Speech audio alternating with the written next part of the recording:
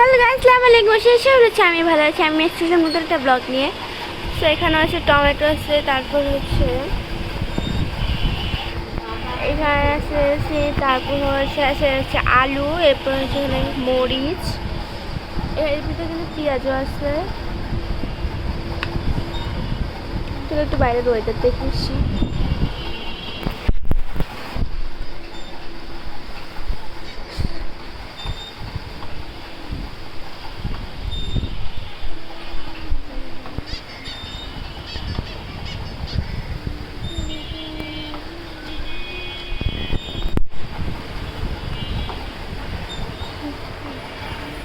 So guys start আবার দেখুন।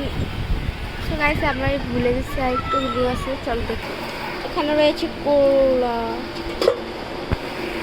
যেমন ক্যাট, আর এই যে আমি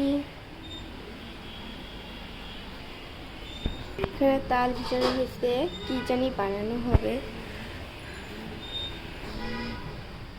দেখতে থেকো। সো গাইস টাটা, আবার দেখবো নতুন কোনো সময়। ভালো, আল্লাহ হাফেজ।